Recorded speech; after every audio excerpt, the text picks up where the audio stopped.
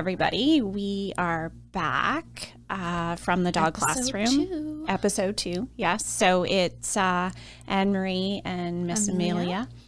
And what we are going to talk about today is leash training. So more specifically, what we expect of our dogs.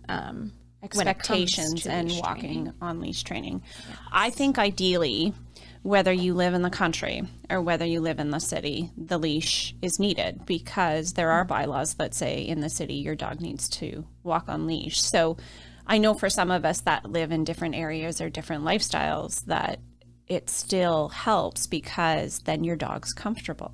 Yes. Okay. Yeah. So I thought we would start with talking about puppies and leash training. And then I think we're going to go into like rescues who are maybe adolescent, a little bit older, and then senior dogs as well. I think that's sort of the thought process where we had. So I'm sure we'll get off track, but yeah, we'll do our best. We ideally could talk about leash training for hours. Absolutely. So we're going to try to rein it in mainstream. So when we teach our puppy school, I find a lot. So Amelia and I are the main ones that teach our puppy school. So we're talking about puppies under 14 weeks. Yes. Right? All Babies. Different breeds, large, small. It's such a new thing, and dogs aren't bred to walk perfectly and heel, and they're not bred to not pull. Right. Right. And what is pulling? Right. Walking faster. Dogs have 4 legs. We have 2. Yeah. And usually we say that's the main reason dogs pull is they have a faster gait. So a lot of our training is we're training them to slow down. Yes. Yeah. Asking them to walk at human pace rather than dog pace. However, with puppies, what I've found a lot in my puppy classes is that the puppies don't want to walk. They don't have any value for it. No, and they don't stop. Yeah. Yeah. And they got to take everything in. So I think with puppies, the first thing that I usually say in puppy class is like, first, has your dog worn a harness and a leash before? Yes. Because if they haven't, then that's weird, right? Like you're asking them to wear something and they've never worn something before, and you're attaching them to you, and like probably a lot of people will be pulling on them. So there's this tension and they're being, dragged in a direction that they don't necessarily want to go. Well, no, the puppies just want to do their thing and not necessarily follow the owner. So I think before even teaching them about walking is like getting them to enjoy walking and getting them to have some sort of value for walking. Value for walking with you as well. Yes. Building the relationship. Yeah. Yeah. Because to me, walking with your dogs isn't putting your earphones on and going for half an hour. To me, it's a bonding social experience. I chit chat with them, talk about the weather. Yeah. Actually last night I was going for a walk and I was singing to Stark while I was walking. Interesting. Made up little songs about how he was such a good boy, and I thought about putting my headphones in, and I was like, you know what, like this is my 30 minutes a day of just individual time with my one dog, because we have multiple dogs, right? So it's important that they get individual walks, and that they get that one-on-one time with us, and that our expectations are we're seeing that as a bonding experience and a walk together, rather than I think what a lot of us had in our heads from previous ideas about dogs is you walk the dog, like it's something you do to the dog, not with the dog. Yes. Whereas I think we go with the dog and we check in with them, and so I think for me, I'm also talking to them and singing to them, and I'm interacting with them. Maybe I'm giving them a free treat just for fun. Yeah. So everything Amelia's saying, I would say would totally apply to not only dogs that have already been trained, but going back to puppies. Yes. Because you just don't want to turn it into the puppy wants to go one way, but you want to go the other way. Yeah. So there has to be some compromise. The thing is teaching them that it's enjoyable, because usually once they're 6 to 7 months, I find they're more interested in smells. Yeah. They're more interested in exercise and going places. So usually they have better walking, or they're more cooperative, possibly, but you lack the attention because they're more distracted. by smells. So at least with puppies, you have the attention, and it should be sort of a fun thing. So first exercise we work on, honestly, is just getting them used to the harness, collar, leash, and just having them walk with us. It doesn't have to be in a straight line. It's more fun when it's all over the place. Zigzags and circles. And like, I think too, and I know I've heard you say this a bunch of times, is we like a loop. We need to walk, humans need to walk around the block. If we go to the lake and we go to the trail around the lake, we need to finish that loop. It's so hard for humans to go, okay, maybe my dog doesn't want to walk in this straight line. Maybe my dog wants to do, you know, walk for 15 minutes and then change directions and come back. It's still going to be a half an hour walk. It's just not the route that you had in your head, because to them, what's the value in going in a line? Right? It's more about like, where's the smells and where are the things that they want to see. So I think too, like there are people who like to go for walks for their own physical health and mental health. But I would say at that point, bringing a puppy for those walks. You don't bring the puppy. You don't bring the puppy. Or you carry the puppy, or you put them in a stroller. Or I get entertained by the stroller puppy thing, but they just physically can't, which is another thing that I think people don't consider, is they go, okay, I got a puppy, and I also have, you know, a 2-year-old lab or some, you know, high energy breed. And they're like, well, the lab needs a walk, so I'm bringing the puppy. And your lab can walk for, you know, 2 hours if you want them to. And but the puppy's not going. Your puppy can't do that. So that's not really fair. And then the other thing that comes to my mind when I say that as well, going off topic a little bit, is then they don't learn to walk by themselves. Yes. With puppies. Multi-dog household. Yep. A lot of people will always take walk them together. And then they become so dependent on each other. So what's happening is the puppy is looking to the older dog for reassurance or skills, and there's no independence. So it is suggested that you bring each dog out separately, because you want the dogs to look to the owner for guidance instead of possibly the other dog. Because remember, is if the other dog has a few quirks, barking, pulling, that puppy is learning from that other dog. Yeah, and you want them ideally to follow with you. And then everybody looks at me and they're like, oh my gosh, I have to work, this and that. We're talking about like 5 minutes. Yeah, puppies don't need an hour a day of walking. No. They can't. They rather wrestle in the backyard. Yeah, and mental stimulation too. Like, people forget about mental stimulation, not just with puppies, but even with older dogs. Like, if you're taking your dog and you are going on, you know, a 10K jog every day, you're creating an athlete. You're getting a dog that's in really good physical shape. So then you have to do that every day. So if that's not something that you can maintain, right, as I suggest having days off. Like, I don't walk on a leash every single day. I don't, like, sometimes we do other things. Sometimes we play games in the house. Sometimes we do agility in the backyard. But anyway, a little bit off topic. Coming back to our expectations for puppies on walks is the other thing I think a lot of people forget is you can bring treats with you to start rewarding stuff when they're little. Absolutely. Right? Because if you've never fed your dog anything outside of the house, they think that, you know, training only happens inside. And then we get people who go, okay, my dog listens so perfectly at home, and then they can't do it anywhere else. So I actually recommend that puppy owners will take some of their dog's dinner, or even just like a cheese string or something, and just feed them on the walk. Like, feed them for being near you, throw some treats in the grass and get them to search, just to start building that idea that, hey, we can actually work together outside of the house. Because what we're saying is a lot of people, yes, the dog can do it at home. Most of us who get dogs want to take them places. Yeah. And we just assume they're going to be perfectly fine because we're forgetting about the environment, right? So bring the treats, get them to follow you. Bring a toy. Bring a toy. How many dogs can play tug outside of their house, right? Get the odd sit. But remember also, build on it. Yes. Right? Start in the neighborhood. I always tell people, train it inside, backyard, front yard. Yep. Go for a walk, then add. Yes. Going to different places. Don't take puppy from inside to the marina on a Saturday afternoon. Oh, absolutely not. No. And with puppies, the other thing to consider, and I think with all dogs, is the length of the leash. Whereas in my mind, it doesn't have to be only walk on a 4 or a 6 foot leash, because when we give them a little bit more freedom, then they're less likely to pull, right? So they have a longer leash, and therefore they can move a little bit more naturally, and they're not necessarily just running at the end of this leash.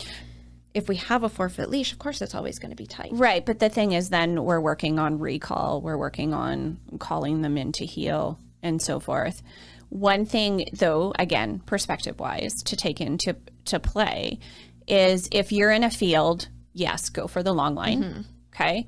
But again, if you're in the marina on a Saturday afternoon, it's not ideal to have the dog on a long line just because there's a lot going on. Absolutely. Yeah, I think there's situations, right? I'm talking like you're standing in your front yard with your puppy trying to socialize them and trying to get them used to being on a leash.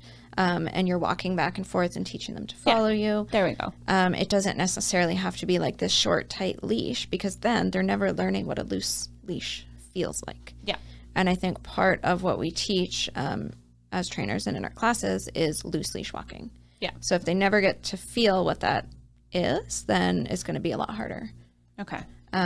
Especially with like the flexi leashes, the extendable leashes. Okay. Like we talked about, is there isn't a loose leash there. So it's hard. No, because they're always at the end of it. Exactly. Right. And it's something else to hold on to.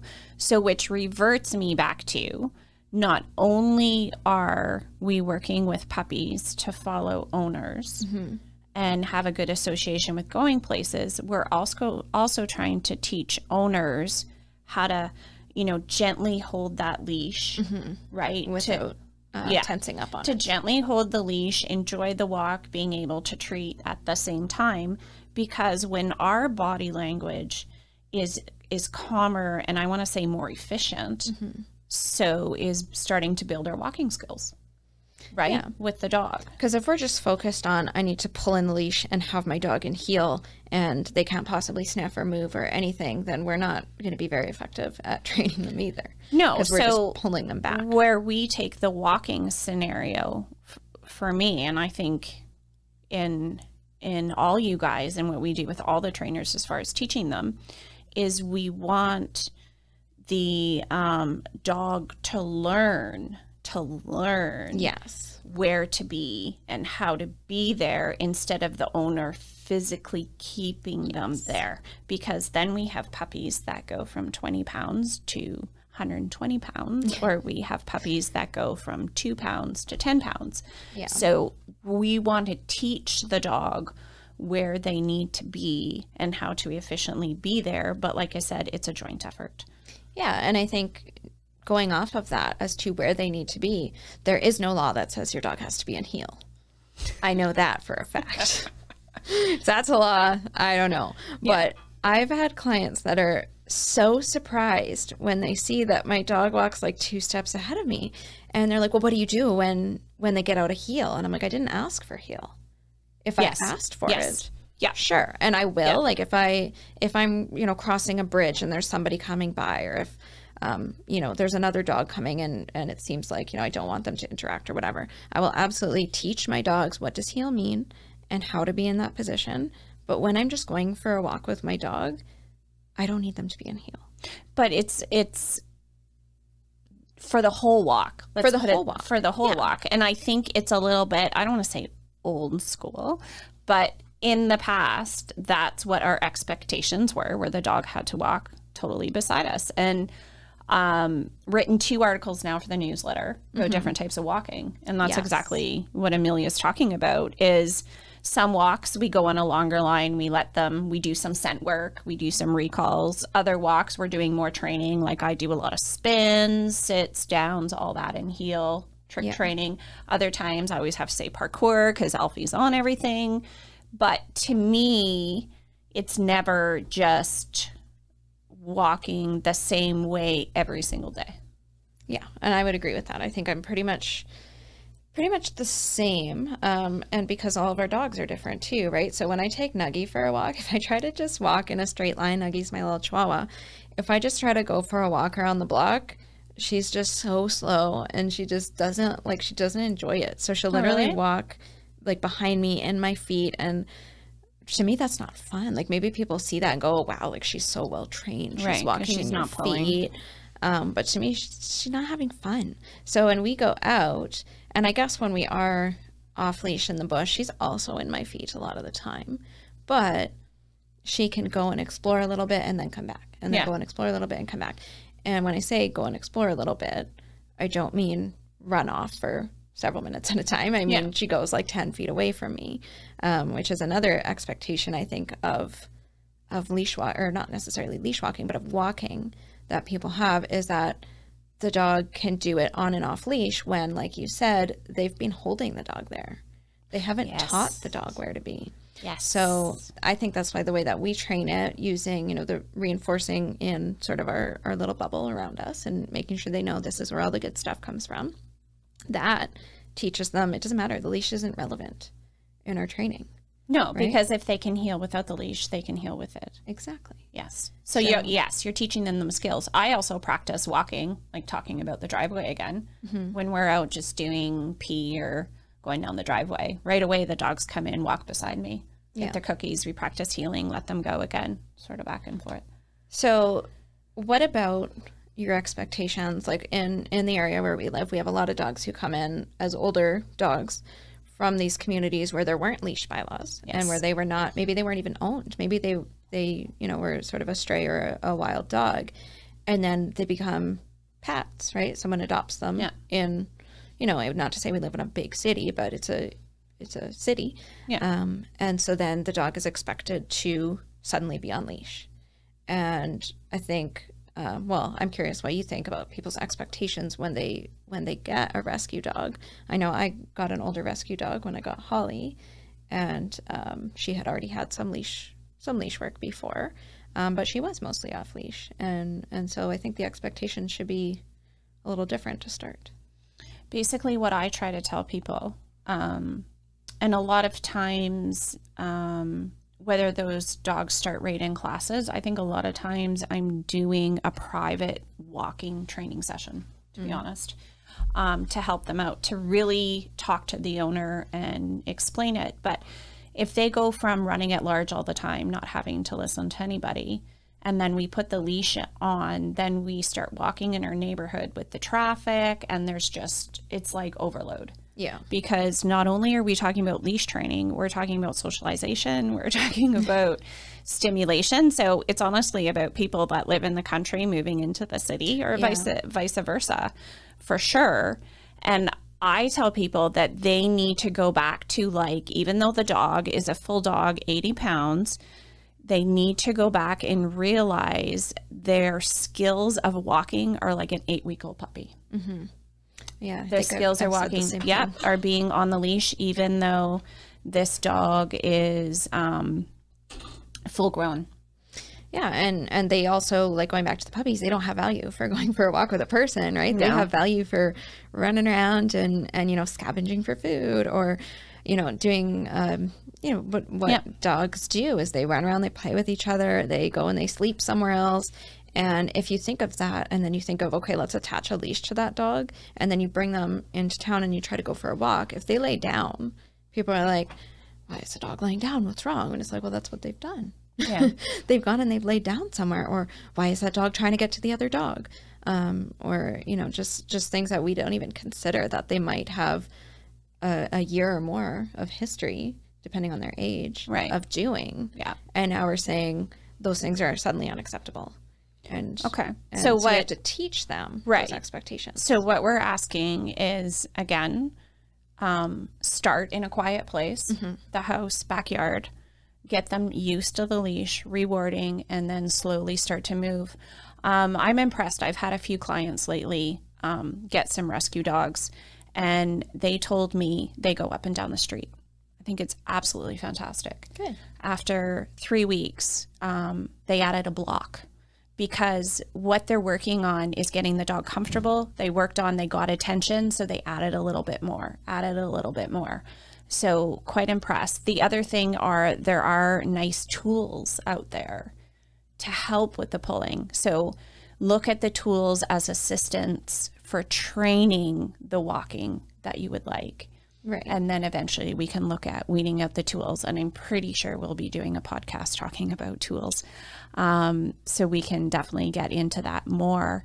But I guess what we're trying to say is leash training is relatively the same no matter the age of the dog. Right. Right? Depending upon the experience level is basically what we're saying. So even with older dogs, my aunt and uncle in particular love them to death. He's 15 years old now, and you know what? There isn't much value for walking anymore because he hurts and he's sore. So he does his little jaunt around the neighborhood, but he loves to be social. So I told him, put him in the car, go visit people. Yeah, and that's like a new trend I've seen online too, is car socialization, even for puppies, is just putting them in the car and sitting there with, you know, the hatch open and sitting with your puppy and letting them watch the world. Yeah. And I think, without going too much off topic, that's a good way to get puppies used to different locations, because Sounds, your walk shouldn't be in the same location every single time.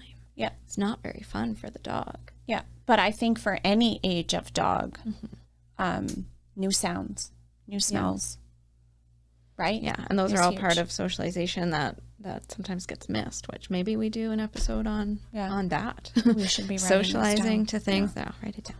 Yeah. Socializing to things that are not dogs and people, because that gets missed a lot of the time.